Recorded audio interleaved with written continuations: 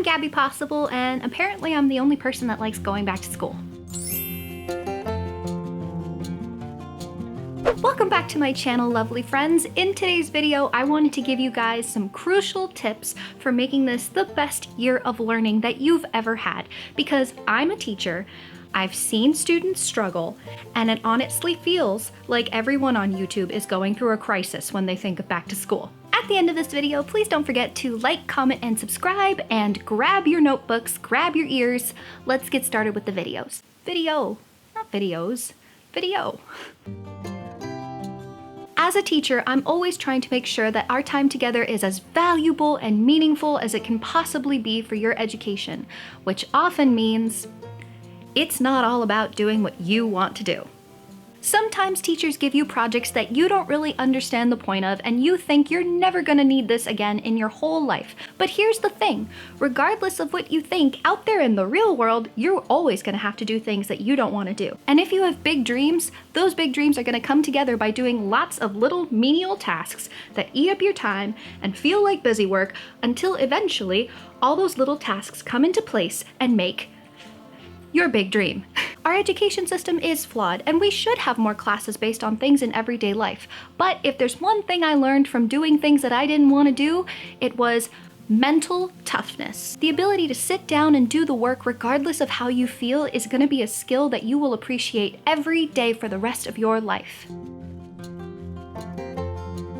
Number 2, you are allowed to give respectful, constructive feedback to your instructor when you feel like you're not getting your fair chance. Sometimes being a teacher can be extremely difficult. It's easy to be a good teacher when your environment is constructive to being a good teacher. Teaching can be an incredibly stressful, draining, high-pressure job, and it can leave you angry every day when you feel like you want to give everything in this world to your students and just can't because there's not enough resources or time. This is all to say that if you think your teacher has checked out and isn't being as valuable as they could be to you anymore, sometimes it helps to just be reminded that what you're doing matters. Your teacher might be feeling incredibly depressed and lost and feeling disconnected from their purpose, which is interesting because a lot of students go through those same feelings too when they feel like they're not doing well in school. Teachers are human, and I'm not saying that you are responsible for your teacher.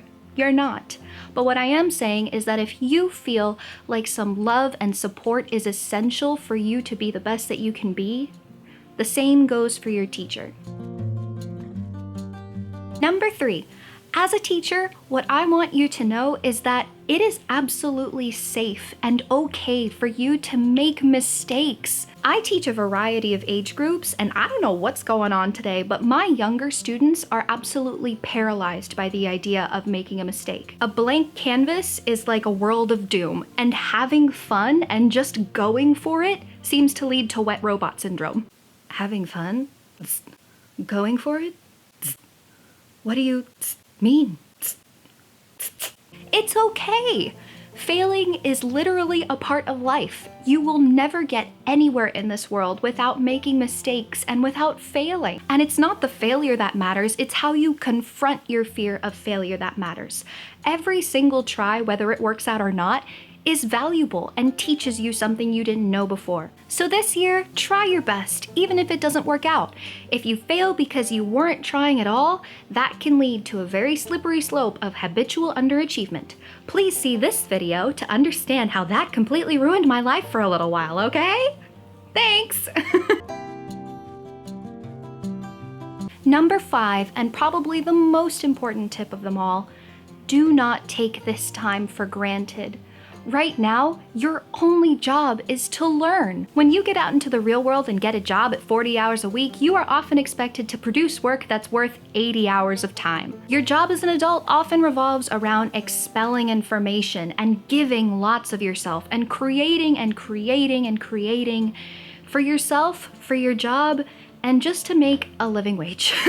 I'm not trying to scare you, but the reality of the situation is that that's life. The time you're spending in school is a time in your life when your job is literally to just learn and focus on being the best you that you can possibly be. As a teacher, it's my job to give you everything, to give you the keys to the world, and it's just your job to be open and take them. Don't take this time for granted.